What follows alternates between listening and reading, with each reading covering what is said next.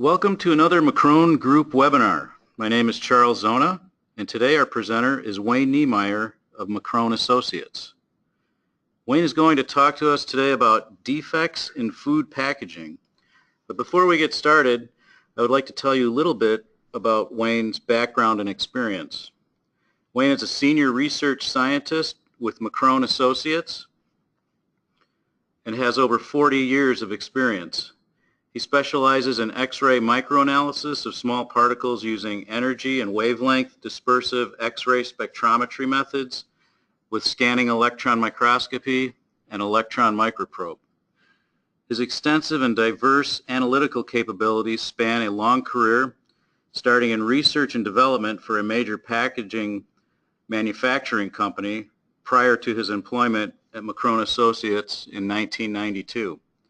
Wayne also teaches courses for Hook College of Applied Sciences, including scanning electron microscopy and gunshot residue analysis. Wayne will field questions from the audience immediately following today's presentation, and this webinar is being recorded and will be available on the Macron Group website under the Webinars tab. And now I'll hand the program over to Wayne. Thank you, Chuck, and welcome everybody, and certainly appreciate the fact that you're taking time out from your busy schedules to join us today. I hope at the end of the webinar that you'll be able to come away with some good, useful information. We're going to talk today a little bit about defects in food packaging, and I'm going to talk a little bit about why we'd be concerned with something like that, and I'll show you some of the instrumentation that can be used for analyzing and identifying these various defects. And then I'll go through a series of about 9 case studies to show you how some of this analysis is done and some of the interesting results that we've achieved.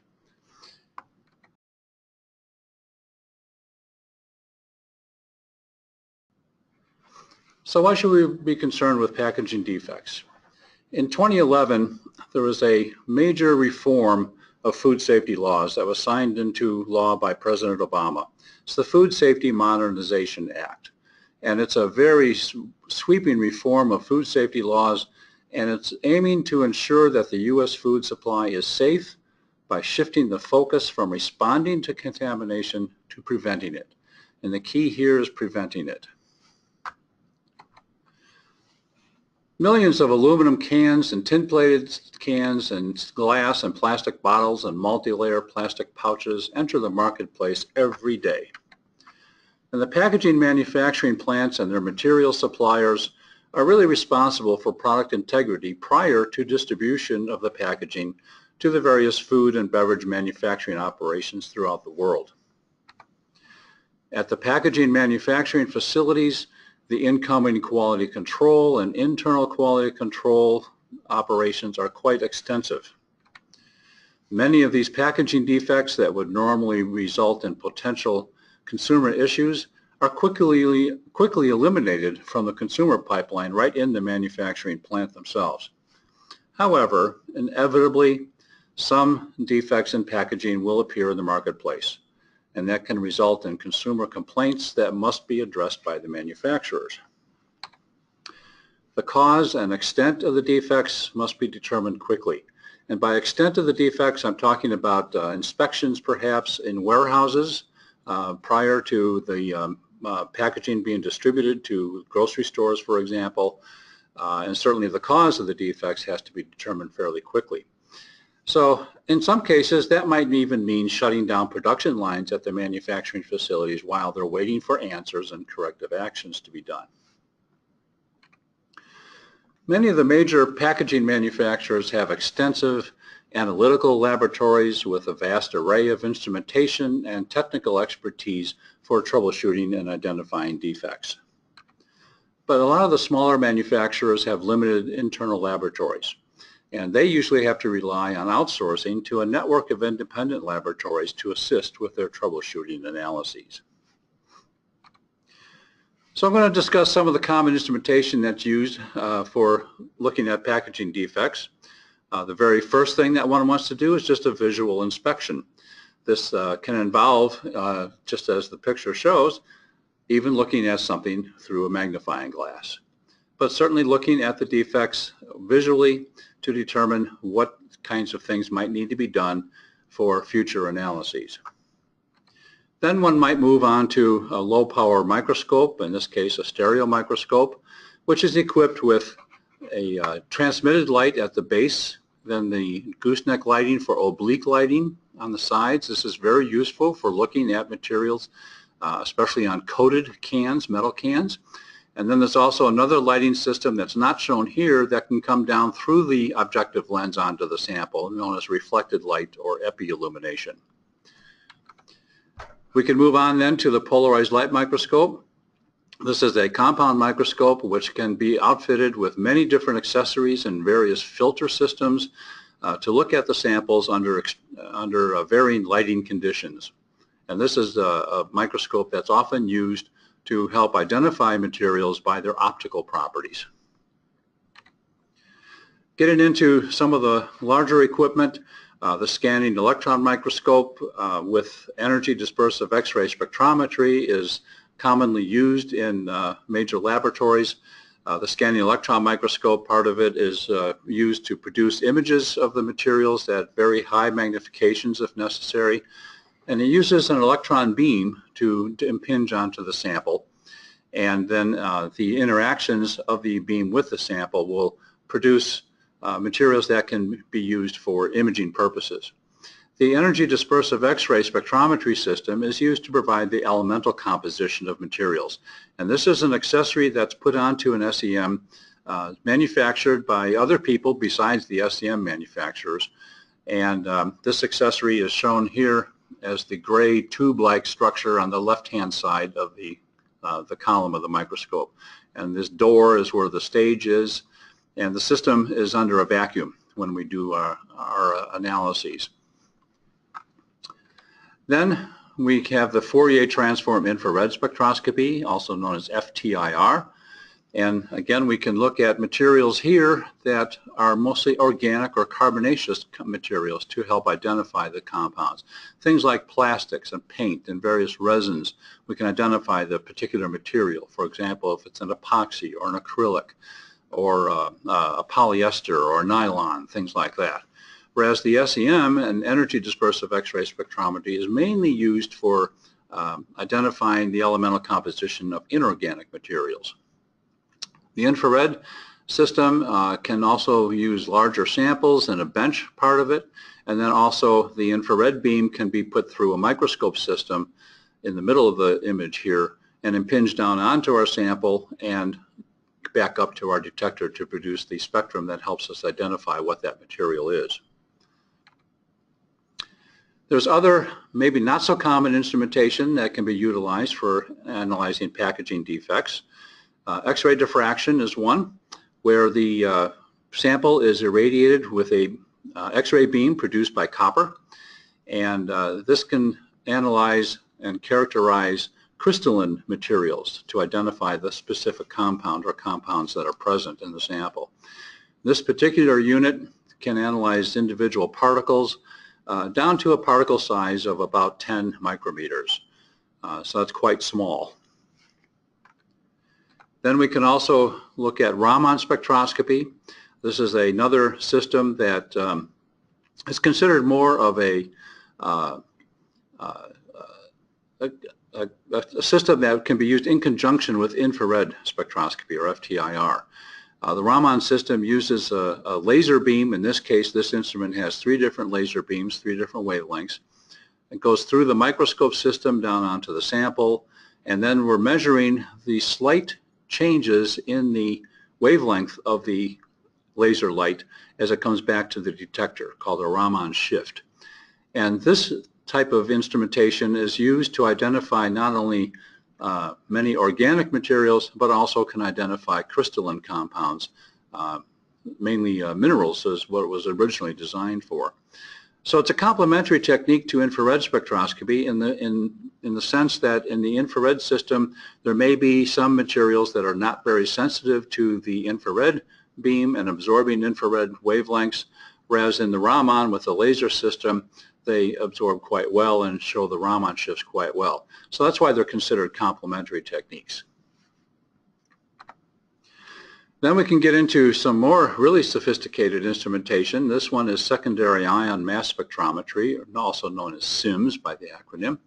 And here the sample is bombarded with a plasma beam, typically oxygen, but we can also use argon or cesium.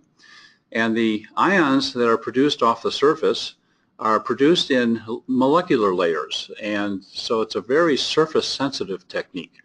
These ions then that are sputtered off the surface of our sample are put through a series of magnets and into a mass spectrometer analyzer to produce a spectrum that shows the atomic mass or the element composition along with the counts that were achieved at each mass unit. This particular system, the advantage of it is that it detects all elements of the periodic table, whereas the SEM EDS system cannot detect the light elements of lithium or boron or hydrogen. It can't detect boron, I should say that, but it has to be quite a bit. But the secondary ion mass spectrometry can also be used to provide depth profiles of materials. So now if we have a very thin film on the surface of something, we can do a depth profile to see how thick it is. Or we can look at changes in the chemistry of the films as it's penetrating down through the surface. Again, we're only talking on the order of nanometers. These are multiple molecular layers, for example, and it might be used to look at something like a zirconium phosphate treatment that's applied to aluminum cans, for example. That might be on the order of 300 to 400 nanometers thick.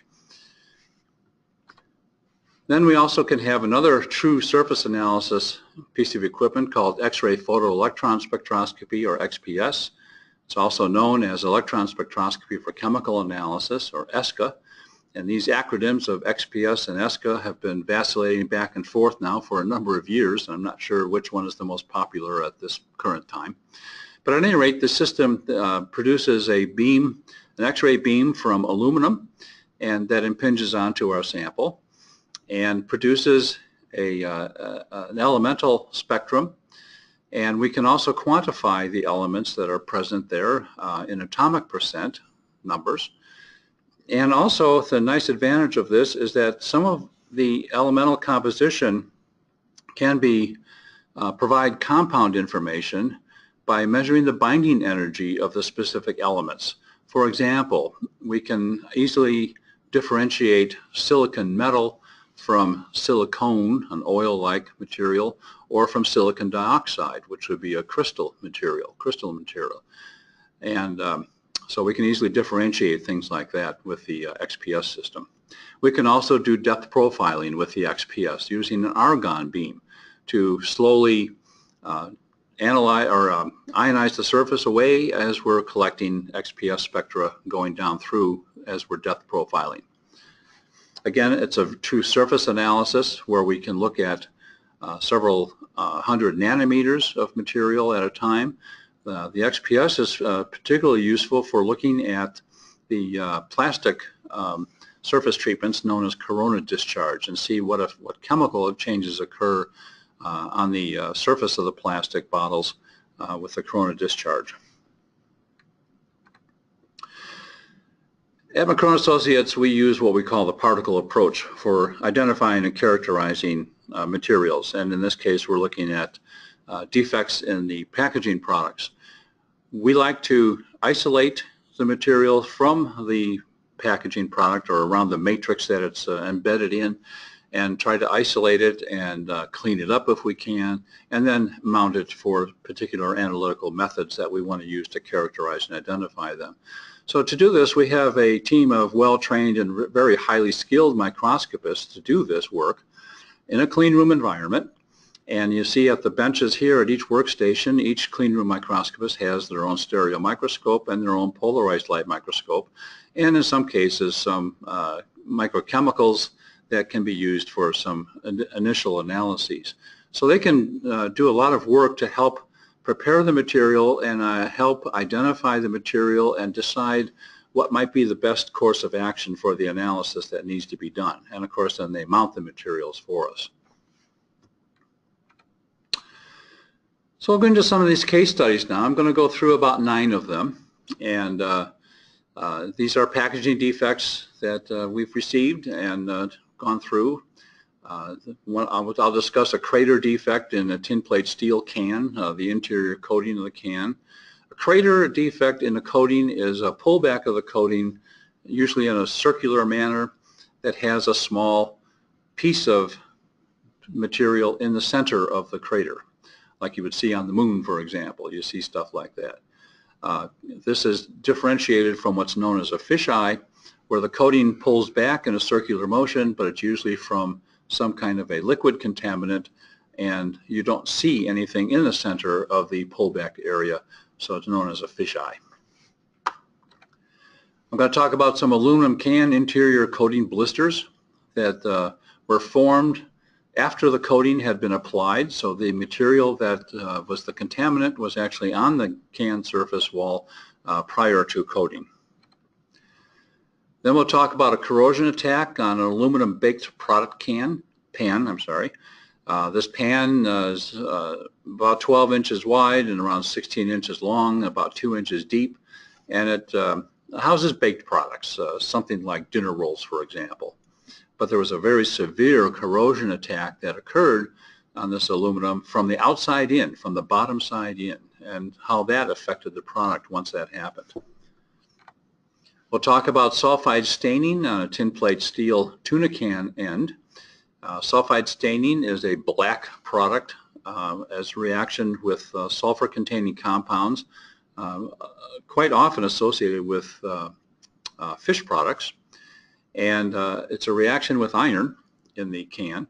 It produces black particles, black spots, sometimes black streaks, and some of that can also transfer to the product. Loose end seams can be a big issue on not only aluminum cans but also steel cans. But in this case, I'll show an example of some aluminum beer cans with loose end seams and how that affects the product integrity. Then I'll discuss a contaminant that was found in a plastic food pouch sheet in the manufacturing facility, and we'll show how that was analyzed, and came up with a very interesting result on that one. We'll look at a multi-layer plastic pouch heat seal failure. It's a multi-layer pouch that is actually two sheets of multi-layer materials that are pressed together and are heat sealed at the same time at the center, and we'll see what has happened at the center portion when this failure occurred.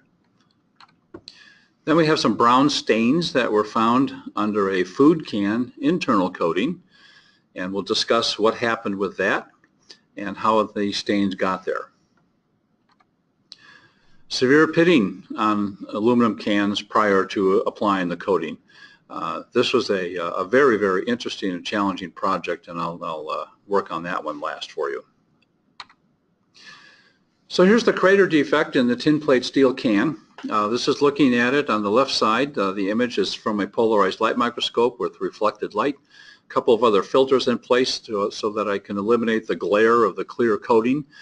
And right in the center is the circular crater, and you can see that there is a piece of debris in the center. It looks like it might be a sliver of some sort.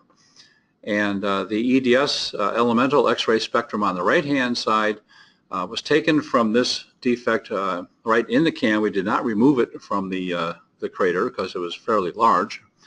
And it turns out that the elemental composition is composed mainly of iron and chromium and oxygen. The carbon on the very far left-hand side over here is from the surrounding coating. But iron is Fe, and then oxygen over here, and the chromium, Cr, and a little bit of nickel. And this is not the steel of the can itself, the tin plate steel can. The metal is generally a carbon steel, which would be just carbon and manganese. So the chromium and the nickel indicate that this is a foreign steel of some sort that has contaminated the can in the production facility. Normally when we see iron, chromium, and nickel, we think of a 300 series stainless steel, but in this particular case we don't have enough nickel for that, and the iron and chromium ratios might not be quite right either. Possibly a 400 series stainless steel, which is only iron and chromium rather than iron, chrome, nickel for 300 series. But in this case there's a lot of oxygen, so this has been oxidized quite a bit. And it might be also a low alloy steel where the chromium and the nickel are in very low concentrations in that type of a steel, but the iron has been leached away during the oxidation or corrosion process, which would alter the ratios of the iron and the chromium to nickel. In the corrosion processes of these kinds of metals, the iron is typically the one that gets leached out. Aluminum can interior coating blisters. This is kind of an interesting project because the cause of the blister seems to be rather unusual. In this case, we have the electron image from the SEM on the left-hand side, and we're looking at it in what's known as backscattered electron imaging mode, where we can see brightness and contrast differences due to average atomic number, which means something like this. If the surrounding coating around this blister is fairly low gray color, this is low atomic number material, which it is. It's the coating, the organic carbonaceous material. But the brighter spots in the center of the blister within this region, identified as spectrum 1, are higher atomic number materials. And here we can see in the EDS spectrum next to it that aluminum is the major component, but that's from the aluminum can underneath the coating. We're seeing X-rays from all the way through the coating to the aluminum substrate. The interfering elements are the sodium, the Na, the chlorine, the Cl, and the potassium K. So these are sodium and potassium chloride salts. These are salt crystals that must have been on that wall before the coating was applied, and then through migration of moisture through the coating, generally from just humidity in the atmosphere, before this can was even packed with anything, started a corrosion reaction. Chloride salts will very aggressively corrode aluminum and produces oxygen gas as part of its byproduct, which produces the blister as it's expanding. So the sodium, the chloride, and the potassium salts was interesting because this is a typical composition from human sweat. And the only place that this could occur, or this could even happen in a production facility, is after the cans are manufactured at the body maker or formed at the body makers to form the cans. They go through a washing process, and it's a belt washer, and the cans come out at the end of the washer after they've been cleaned and rinsed and dried, and they're facing upright. The open end is up. So anything above those cans could fall into the cans before they go into the track work and get to the printing and coating operations.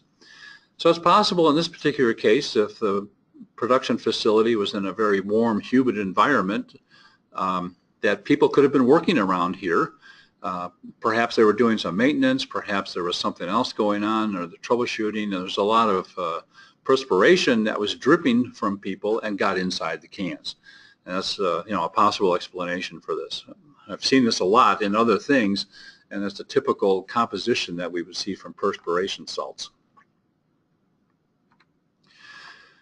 Now the corrosion attack on this aluminum baked product can, as I mentioned before, it's about a 12-inch by 16-inch by 2-inch can that had some severe corrosion from the outside bottom. And here is the image of one of the corrosion sites on the right-hand side this time, with all the corroded aluminum oxide, mud cracking appearance, very aggressive corrosion. And on the left-hand side, we have the EDS spectrum of it, and we see that there's chlorine involved again here with high oxygen and the aluminum and, of course, some carbon.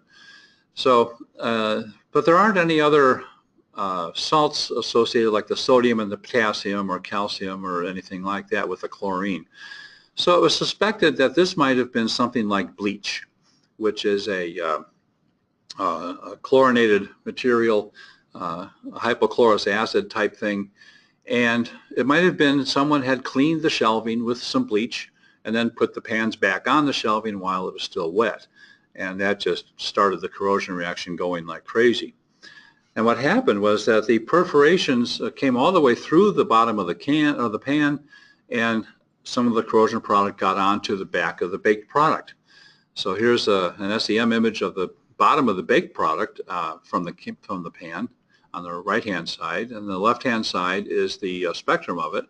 Most of it's carbon and oxygen from the On the left-hand side here, the carbon and oxygen, and that's from the bakery product itself. But then we also see here the aluminum and some chlorine, and then there's a little bit of calcium perhaps. But we can see that this corrosion product now is becoming a contaminant on the baked product that was in the pan. So this can cause some serious problems with integrity. Sulfide staining, as I mentioned before, is a black appearing material that can appear on the can or it can appear on the product. In this particular case, it was the end of the can, not at the top end that we opened, not on the sidewall or the bottom of the can itself.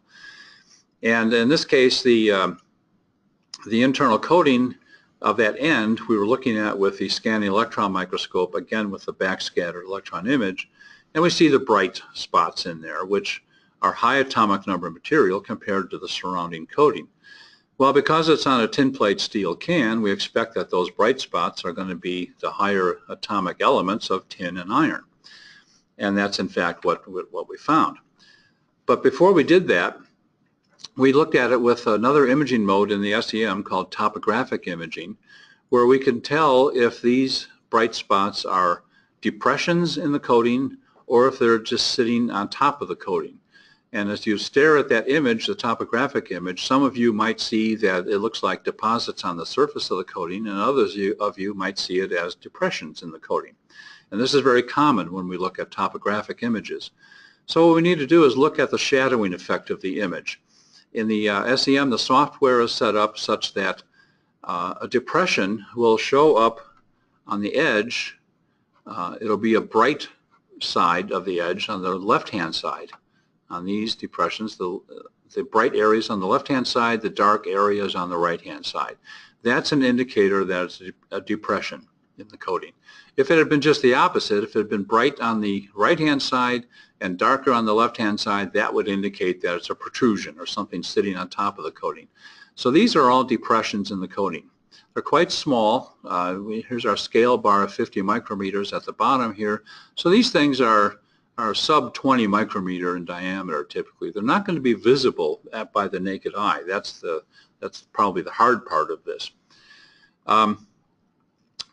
But because they're depressions, and we saw a lot of this surveying around, it looked to me like these were foam bubbles in the coating, where the coating was foaming a little bit while it was being applied, and these are bubbles that had collapsed, producing a much thinner region of coating in the center of these depressions, or possibly even exposing the metal altogether. Now if we look at the EDS again, we can do an elemental mapping with the X-ray analysis in the EDS system. And here we have another backscattered electron image showing a little lower magnification and lots of bright particles all over the place. And we can see the maps now for the distribution of tin, which is the blue map, and iron, which is the orange map, and then down below we have sulfur, which is the yellow map. So we can see that all of these bright spots are exposed tin and iron, and the exposure is to one degree or another. It might be total exposure or it might be just very thin coating that we can see right through it. If we look at the sulfur map, we can see the yellow spots don't always correspond to every single bright spot of tin and iron, but there is a grouping in the upper left-hand corner where the sulfur concentration is quite strong. And so we can see that these areas here were probably where the coating had pulled back and actually exposed the metal completely. Now the sulfur-containing compounds in the fish product are able to react with the iron to produce the iron sulfide.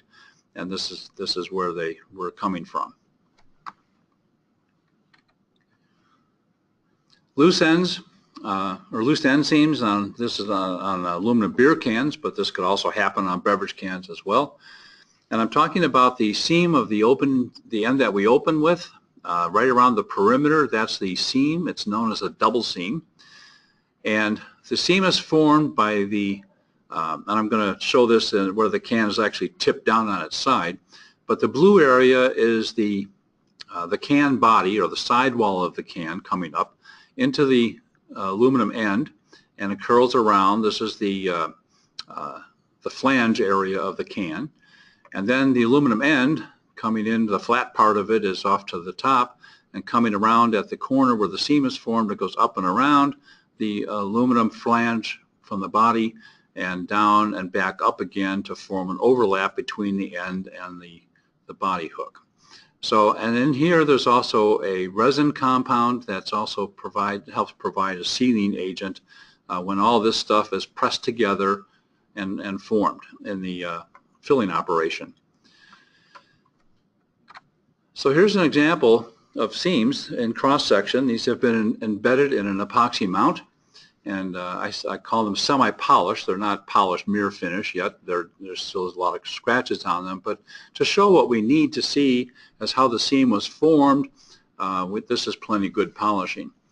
On the left-hand side, we have the normal tight seam, where I have some dimensions showing here where the total width of the seam is 1,185 micrometers or 1.185 millimeters in length. And the body hook crossover area here is about a little more than a millimeter long. That's a normal seam. Now here's the loose seam on the right-hand side. We can see that the overall width is about 1.3 millimeters compared to 1.2, so it's almost 1/10 of a millimeter wider than it should, well, maybe not that it should be, but it's certainly wider than the tight seam. And the overlap area is also about a little more than 1/10 of a millimeter long in the loose seam, so it's not pressed together quite as far. And we also have a larger gap up here at the top where the end is coming over the body hook of the flange of the can. And again, it's about 1/10 of a millimeter more space here compared to the normal tight seam is about 0.07 millimeters. So this loose seam can result in a problem where, especially in the pressurized cans, the beer cans or soda cans, if you will, the carbon dioxide can start escaping through these regions because they're spread apart too much. And that, of course, allows the beer to go flat. But if carbon dioxide from the product can get out, and once there's enough pressure difference, the air from the outside can come back in. And therefore, we might see some spoilage of the beer that way. It gets stale. If the seam is loose enough, the product can actually leak out from the seam and spread out onto the side of the can and start contaminating cans next to it in a pack or on the store shelves, or possibly, or even more likely, in the warehouses where filled cans can be stored. That can be catastrophic failures if they start getting seam or product leakage all over the place, because then all kinds of corrosion reactions can start occurring at that point. Here's a contaminant in a plastic food pouch sheet. On the left-hand side, we're looking at it through the polarized light microscope again, and we're viewing it with transmitted bright field lighting. This is a common lighting that we would start with on a transparent type product or material. And I have a couple of arrows showing on the left-hand photo that show some regions that looked a little bit strange, but very difficult to see. This is a clear film, so it's very difficult to see much contrast on anything that might be there. So inserting some polarizing filters into the light paths, we can then image these things in much clearer fashion, where we can see now that at these little sites that looked suspicious, now they are definitely more than suspicious. There's a problem here. These little like balls or light areas that are coming from the center of these areas are known as strained by refringence lines. In other words, there's something embedded in this film that's causing the film to be stressed and strained. It's being pulled. And these are stress patterns, or stress by refringence lines they're called, when looking at it through the polarized light microscope. That makes it very easy to find these things. And they were all over the place on this particular film. When we go to a little higher magnification, shown on the left, we can see the pinwheel pattern and even different colors now of the birefringent stress lines. And now where the arrow is pointing, here is our contaminant that we need to identify. In this particular case, We use the Raman spectroscopy because the microscope on the Raman system is a polarized light microscope, and that helps us locate things very easily to put the laser beam onto the specific source in the product. And this particular spectrum shows that this contaminant is graphite. Raman spectroscopy can differentiate graphite, which is pure carbon. It can differentiate it from another pure carbon compound, diamond, or it can differentiate it from other carbonaceous compounds that are non-crystalline materials or amorphous type materials that has a different pattern to it. So the Raman spectra of these carbonaceous things can be quite definitive. In this case, graphite is a very distinctive spectrum in the Raman system to identify it specifically as graphite rather than just a hunk of carbon. This is the multi-layer plastic pouch that was suffered a heat sealing failure. These are two sheets with similar layers on each sheet, and then they're pressed together on each other like mirror images onto each other. They're pressed and heated such that they would form a bond. This bond would melt in the center and form a nice continuous bond all the way across. But you can see in some of these regions that that bond has not formed properly.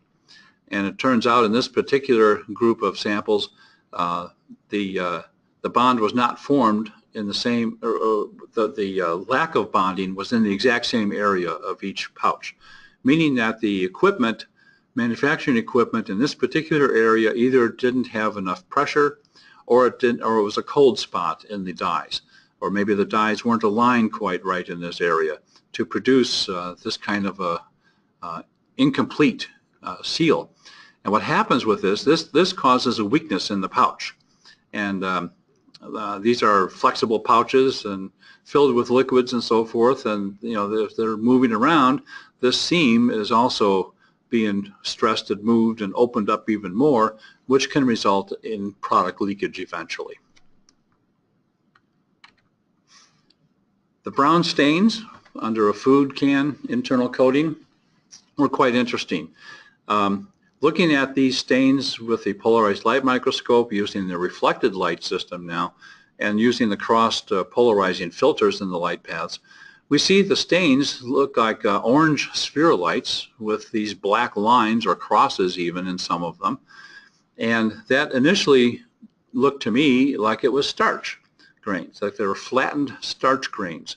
Starch grains have the similar type black lines and crosses, and these are known as isogyre lines. And all starch grains have these. And so when I saw this in the food can, to me it looked like flattened out starch. But that wasn't the case. When we put it into the scanning electron microscope, now on the left-hand side, we're looking at some of the orange type spherulites, that are these gray circular regions now. And when we collect an EDS spectrum on the spherulite, we see that they're composed mainly of iron and oxygen. The tin is a little bit from the tin-plated steel underneath. If we were looking at just the tin plate itself, we would have a very high tin content compared to the iron. In this case, it's just the opposite. So this is mainly an iron-containing compound. The zinc, or the ZN peak, is from the zinc oxide that's built into the coating of the can. These are the small bright specks that are peppered all over the coating in here. That's the zinc oxide. So anyhow, this spherulites seem to be just iron oxide. And but we wanted to go a little further with it. So we had our clean room isolate some of those materials, and this is what they look like under the polarized light microscope. Again, looking with transmitted light now and partially crossed polarizing filters, so we don't have such a dark background. But now we can see that the black isogyre lines are gone. They're not here, which means that that must have been some kind of an optical effect that was being caused by the coating on the can when I was looking at it initially. So now the clean room was able to mount these materials for X-ray diffraction analyses. And the X-ray diffraction data shown in the table on the right-hand side shows what's known as the D spacings. These are the interatomic spacings of the crystalline material. And these D spacings can then be compared to a massive database. It's an international database of diffraction data, and to identify the specific compound. In this case, the compounds were identified as iron carbonate. So they were definitely not iron oxide, they were iron carbonate. So what that meant was that we had a corrosion reaction going on, attacking the base steel. And the product that was packed in these cans was a water-based product, and what was happening was that the coating was actually undercured, and the water was migrating through the coating, and once it released, or once it found the base steel and started the corrosion reactions, it was producing the iron carbonate material that was kind of oozing from the small pores through the tin plate that exposed the iron. And as it was oozing up, the corrosion product was spreading out under the coating. So it wasn't forming like a mound. It was just spreading out in a spherical fashion. This is the last one now. This is a particularly interesting case. The severe pitting corrosion on aluminum cans. Again, this is prior to applying the internal coating on the cans. And this was published, and it was also presented at a conference many years ago now. Frank McDonough from Quaker Chemical, myself, and Mike Schuster from Ball Packaging International were the co-authors of this. And you can download this entire article from our website, modernmicroscopy.com. You can download the entire article if you're interested in it. It's a very, very interesting and challenging case. I'm just going to hit some of the highlights of it.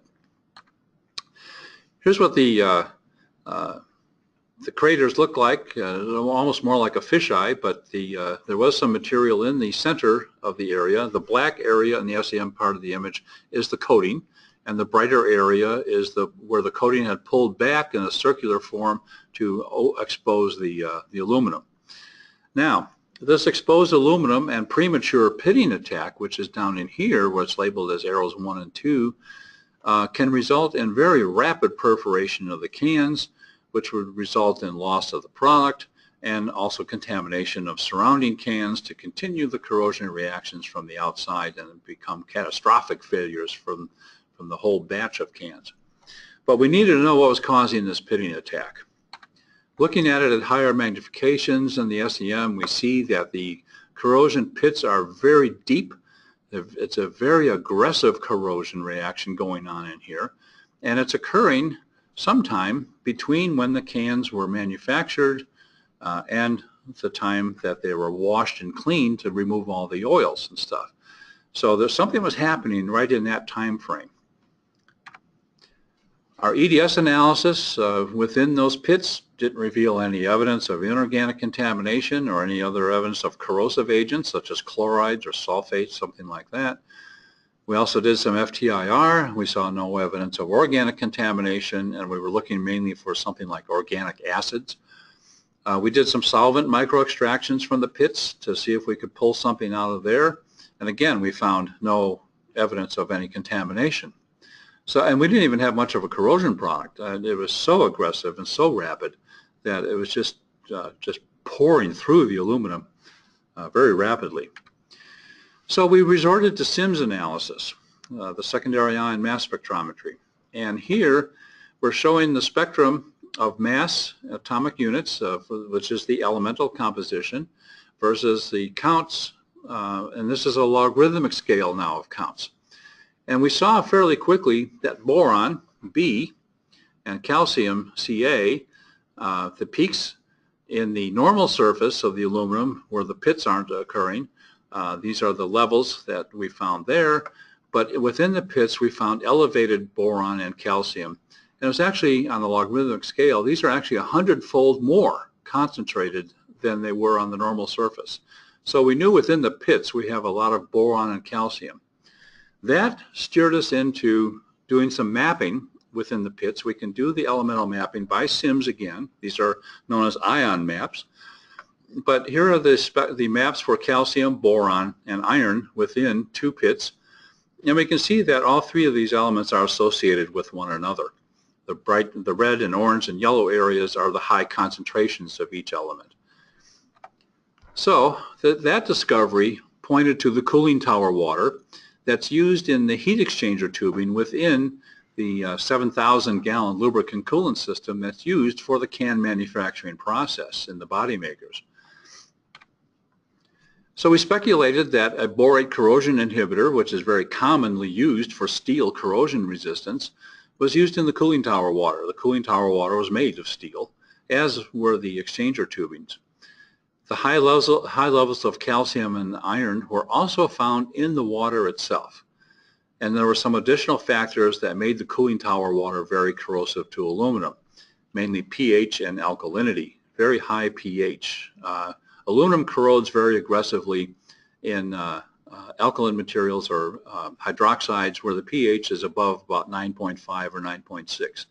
In this case, the cooling tower water was somewhat higher than that. So when the lubricant coolant system was dumped out, subsequent inspection of the heat exchanger tubing revealed that there were several cracks, and that was certainly the source of major cooling tower water leakage into the coolant system, which would then contaminate the cans and produce all the corrosion that was occurring. So a typical packaging defect dilemma that you might run across is this is one of my favorite cartoons, being an analytical microscopist myself. Here's a guy looking through the microscope with two other people standing there, and one of them says, well, whatever it is, it's very, very little, or very, very tiny. Well, for us, that's not so tiny. Our solution, analytical microscopy, can help identify whatever it is. The tinier the better. In other words, if we can see it, we know we can analyze it. If we can't see it, we can probably still analyze it. So I thank you for spending your time with us today. And here's my contact information if anybody wants to talk some more about this or has some other comments to make. And I'll turn it back over to Chuck. Thanks, Wayne. Yeah, again, if anybody has any questions, we'll take a few minutes to have people type those into the question field. And yeah, we'll start here momentarily. Just give it a few more, another few seconds here, see if we can get any questions answered that about the presentation or the equipment or the analyses, whatever's on your mind, we'll try to answer. Okay, well, here comes a question here from Stephanie. How are defects discovered on the interior of cans if the defect itself isn't causing problems with the product, such as the craters? The defects on the cans, if they're there to begin with, chances are they will cause a problem with the product. And that's the whole purpose of this. The manufacturers of the cans or any of the packaging materials, they are responsible for the integrity of that packaging material. And if something does go wrong because of a defect in that packaging material that exposes the product to an issue because of that, that becomes their responsibility to help resolve. So the packaging material is a very important step in that chain of food safety. It starts out at the farms, for example, and goes into the processing plants. And then from there, it goes into the manufacturing facilities that fill the containers, the packaging containers. And then it goes into the distribution systems and the transportation organizations and the store shelves, the store manufacturer, or store products and so forth. Everybody along that whole chain has responsibility for maintaining food safety. So defects in cans or the packaging is just one part of that chain. Okay. Looks like Gara has a question. You mentioned that the salt composition was close to perspiration. Could this also be from tap water composition? No, the tap water composition would usually have high concentrations of calcium and magnesium and silicon. In this case, we were only seeing sodium, chlorine, and potassium. So that wouldn't be from salt water, or I mean tap water. Okay. From Lisa, how would you approach a product tampering case differently than a defect in food packaging? We would approach it pretty much the same way. Product tampering has always been an issue for years and years, and there are certain things and certain characteristics of tampering that we can look for that would help identify that it was a tampering case versus some accidental contamination.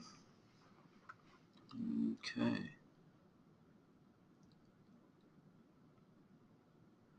Okay, from Jan, do you get product defects from customers or only from manufacturers? We typically don't get defects brought to us from consumers, in other words, just the general public.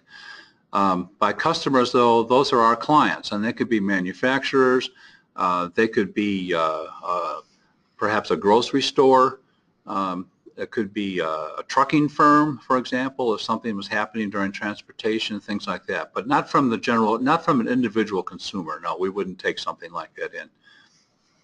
Okay, great. From Richard, I saw you use the FTIR mostly for identification of organic compounds. Is it a useful tool for identifying inorganic compounds as well? Usually not. The FTIR can be used for some inorganic materials, but you have to have a special detector on there that can detect those kinds of things, and mainly looking for mineral grains, commonly found in dirt, if you will. And so you can do that. The inorganic stuff is more easily identified by the diffraction technique or the Raman technique or even the EDS elemental technique. Okay. Here's a question by what mechanism does boron attack aluminum? It's not the boron itself that's attacking the aluminum. It's the boron was considered to be an additive to the cooling tower water, and the borate salts are typically used as corrosion inhibitors for steel. So that itself wasn't a problem for the aluminum. What became the presence of the boron, though, is what tipped us off to the cooling tower water, because that was about the only source of any boron within the whole facility. And the cooling tower water had a very high pH and alkalinity, and it was also tap water, so it had a lot of calcium in it, and it also had some iron in it just from the steel. So that's what that was. The boron was just a tip of where the source was coming from. And so it's not the attack itself. It was the main attack on the aluminum was from the high pH and alkalinity of the water. Great. Again from Stephanie here, why is sulfide staining more common in cans that contain fish products versus other products? Yeah, fish products have a lot of sulfur compounds in them. That doesn't mean that sulfide staining won't occur in other products. We've seen it in some of the green vegetables, for example. We've seen it occasionally, but fish products are notorious for causing sulfide staining.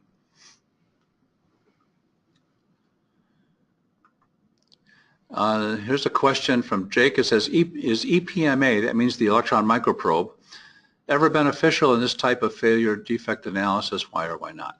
Yeah, the microprobe is the same as the SEM in the sense that it has the same kind of column with the electron beam. It can have the energy dispersive X-ray system with it for the elemental composition, but the microprobe usually or will have wavelength dispersive X-ray spectrometers on it as well. And that also can detect elements, one element at a time per spectrometer, whereas the EDS system can detect all of the elements at one time. That's why EDS is pretty much preferred. But WDS, advantage of it is that it has lower detection limits for most elements, on the order of maybe a magnitude or more lower detection limit than EDS does. And also WDS in the microprobe is great for mapping distribution of the elements. Okay, great. I think that may do it for the questions, Wayne. I think we got through all of them. I'd like to thank everybody again for attending today's webinar, and be sure to join us for our next webinar on May 19th, when our presenter will be Craig Schwant. He's a senior research scientist and director of industrial services at Macron Associates. And Craig's presentation is titled Low Voltage Microanalysis. We hope to see you then. Thanks.